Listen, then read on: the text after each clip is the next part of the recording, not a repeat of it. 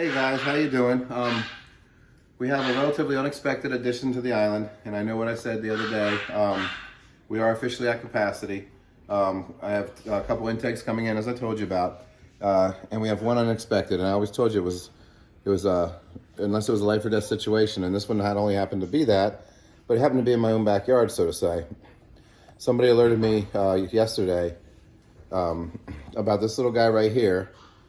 Found about 30 miles away from here, ran across the road right in front of her as she was delivering, and hightailed it down a hill, heading straight towards the lake. Now, he can see a little bit, but not very well. As you can see, he's got one dead eye, and the other eye here has got cataracts in it. So she went to get him, and he let her pick him up, and then out of nowhere, some other person comes up and asks if she can have him and take him to the shelter. And the lady thought this was kind of odd. So she said, no, I'll take him in, because she didn't want to take him to the shelter. That was her first fear, because she was afraid the shelter would put him down in this condition. He's extremely emaciated, dehydrated, and like I said, blind, so she was afraid they would put him down. Well, the lady offers her money to take him to the shelter, which is fairly odd, so we think this lady actually had something to do with him, although we're not sure what. We can all speculate. One thing I do know, he's got a myriad of problems. Like I said, he is, and that's without even getting vet work done on him. His penis doesn't go all the way in, kind of like Mello's. He's got this really weird formation on his nail. It looks like a snail rather than a nail. I don't even think we can cut it. We're probably going to have to surgically remove this. And most importantly is behaviorally speaking, I'm only going to do this once. Everything startles him when it comes up towards his face. You see that? Like that? See, just putting my hand up to his face. Now, that tells me, you could say a lot of things. Well, he's blind, he's afraid of running into things, and he's not used to it. I'm sorry, sweetheart, I didn't mean to put my hand up. To me, that says that this poor guy's been abused. He's terrified of getting hit. We were sitting in the car driving, and you know how when you drive and the sunlight goes through the trees and it's almost like a strobe effect? Every time that happened, he would freak out like that. He would shake. He would go through this. I'm so sorry, sweetheart. I'm so sorry. He would go through the shakes, and that kind of dispels the myth of, well, he's just afraid of walking into something, because it was sitting completely still when this happened.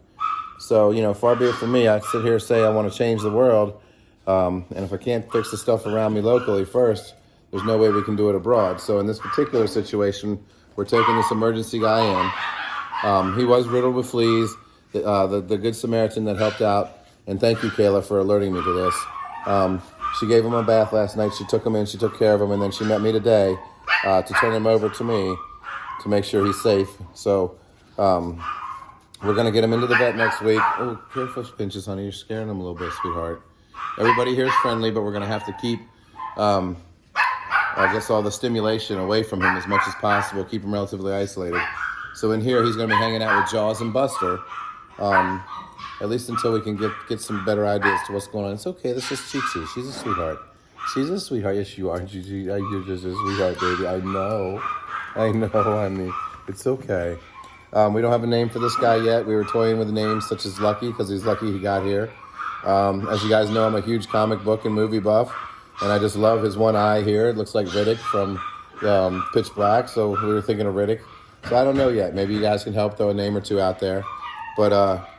But yeah, we're going to do a lot of, I guess, evaluating of him over the next several days, and then let the vets do the same and figure out a course of action and figure out if there's any additional problems. Like I said, right now, I'm sorry, sweetie. I'm going to put him down, let him walk a little bit so you guys can see. There you go, buddy. There you go, buddy. It's okay. There you go. I know, sweetheart. Yeah, so this is the condition. He looks better than when I saw him yesterday. She's fattened him up a little bit overnight. And he did just get treats, although it was just such an abrupt acquisition that we didn't get treat videos or anything. I was more concerned about his mannerisms. Yeah, you can see he's curious about everybody, but yeah, whatever life he's had was pretty damn rough on him. So we're gonna change that around for the big guy. Yes, we are. Yes, we are, sweetheart. He's having trouble walking because of his nails. We're cutting his nails, obviously. We'll get him into the doctors to see about those eyes. And basically check his blood work and everything else to make sure everything else is okay. But your life's about to change for the better, buddy.